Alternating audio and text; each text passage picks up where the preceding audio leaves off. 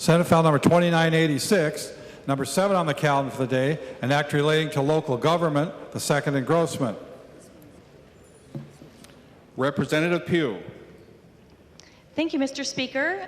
Members, predating statehood, the partition fence law was crafted to help resolve disputes between adjoining landowners by requiring them to share the cost of constructing fences. The law is generally used in rural areas where fences are required to contain livestock. However, it applies throughout the state, including in our metro areas. Recently, a few landowners in suburban areas have used the partition fence law to force cities to appoint something called fence viewers and to go through a costly process via the city over fence disputes in residential neighborhoods. This is clearly not what the law was intended to do. Current law grants townships the ability to pass a fence ordinance that preempts the partition fence law and gives them the ability to exempt parcels of land less than 20 acres from the law. But cities don't currently have this same exemption or authority. So Senate File 2986, which reflects the exact same language of the House file that I carried, extends the same authority to cities, and it will be enacted the day after it's signed into law. So the bill will ensure that the partition fence law is used for its intended purposes, in addition to townships, and will prevent cities like the one that I represent in part, the city of Orono, that just recently experienced a situation like this, from being dragged into fights between neighbors over fences. So I ask for your support. Thank you, Mr. Speaker. Seeing no amendments at the desk, the clerk will give the bill its third reading. Third reading, Senate File Number 2986. Third reading. Discussion to the bill. The gentleman from Hennepin, Representative Freiberg. Thank you, Mr. Speaker. I spent 9 years on the City Council in Golden Valley. I never had to serve as a fence viewer, but I can safely say it's something that I would not have really wanted to do. So this is a good bill. I'll be supporting it, and I encourage members to do the same. Discussion.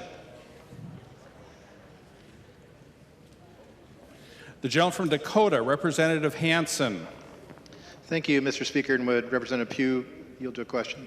The lady from Carver will yield. The gentleman from Dakota, Representative Hansen. Thank you, Mr. Speaker. And Representative Pugh, in the absence of the city or the charter city appointing the viewer, who then will resolve the fence disputes?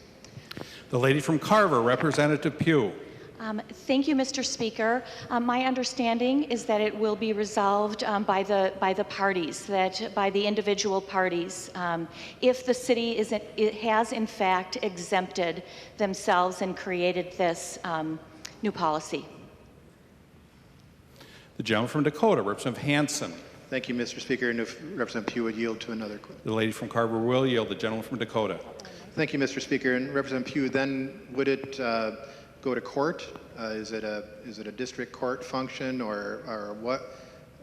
Because sometimes you may not have parties that agree, or you may have multiple owners that are involved in the dispute.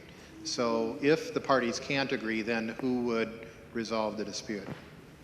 The lady from Carver, Representative Pugh. Thank you, Mr. Speaker and Representative Hansen. Yes, that is my understanding, that if the matter can't be resolved between the owners without pursuing litigation, that is in fact what would happen. Discussion. The clerk will take the roll on the bill.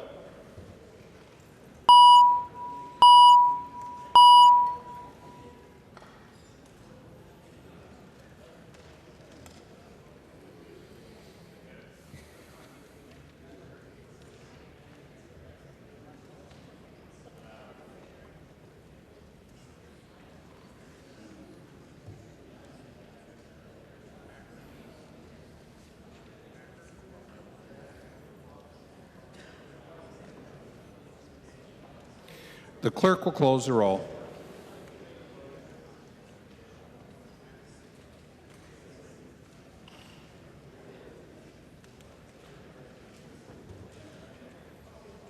There being 131 ayes and 0 nays, the bill is passed and its title agreed to.